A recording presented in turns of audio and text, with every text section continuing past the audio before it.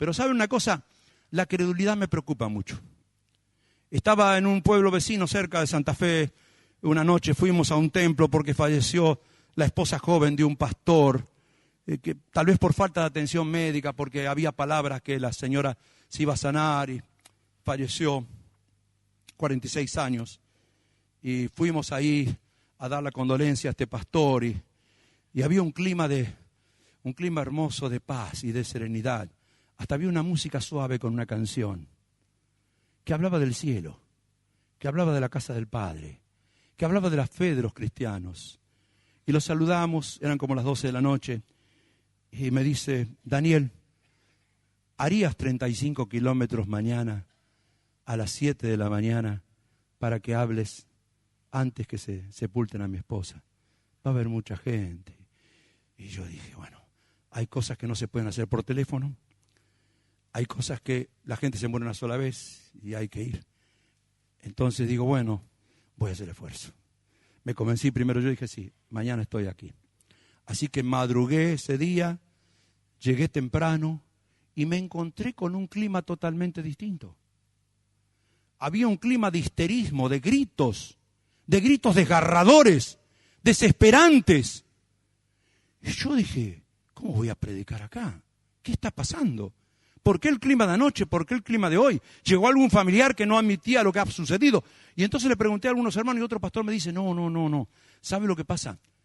Que había una palabra y estuvieron orando toda la noche en la parte superior de que a las 6 de la mañana ella resucitaba. Y ahora no resucitó y la gente está desesperada.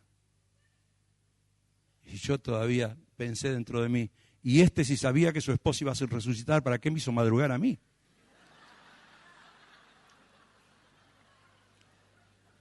Pero hay cosas que son credulidad barata. Mire, conocí un contador que se graduó con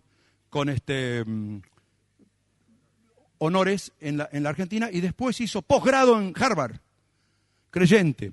El padre, un gran potentado en la ciudad donde ellos viven. Y me dijo, tenemos una palabra en la iglesia, que va a morir un pez gordo en la ciudad y va a resucitar y toda la gente va a creer. Y yo le dije, ¿pero vos leíste Lucas 16?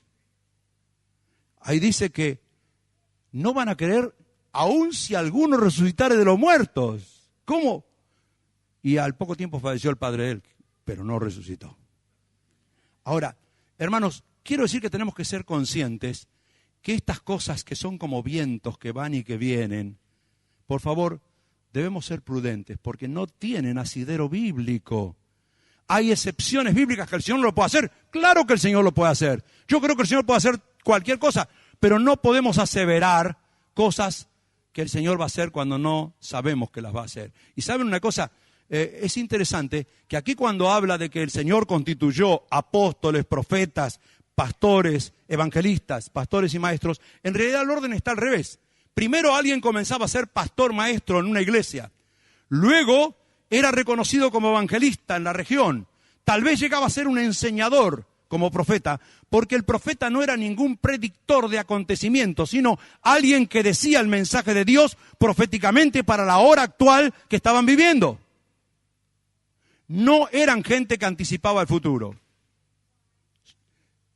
Y los apóstoles eran gente que había fundado muchas iglesias y que pastoreaban las iglesias que ellos mismos habían fundado. Pero no se hacían llamar apóstoles por eso. Ahora, hoy en día tenemos una invasión de gente que predice cosas. Yo tengo un solo caso en la Biblia de alguien que predijo. Fue Agabo. Allí en la casa de Felipe, Agabo tomó el cinto de Pablo. Se ve que Pablo se sacó el cinto para descansar un poco mejor. Y tomó el cinto y dijo, ¿el cinto a quién pertenece este varón? ¿O el varón a quién pertenece este cinto? Cuando llegue a Jerusalén le esperan torturas, cárceles y prisiones. Y Pablo dice, ya eso me lo vienen diciendo en todos lados. Y entonces después que le predijo esto, dice, no estoy solo dispuesto a sufrir cárceles, torturas y prisiones. Estoy dispuesto a morir por Cristo. Y no hizo caso a esa profecía. Después no tenemos en ningún lugar en la Biblia que haya gente que prediga el futuro. Dios nos ha dejado caer un telón sobre nuestros ojos que nos impide ver más allá del presente. No sabemos qué va a pasar dentro de 5 minutos, ni nos importa. ¿Por qué no nos importa?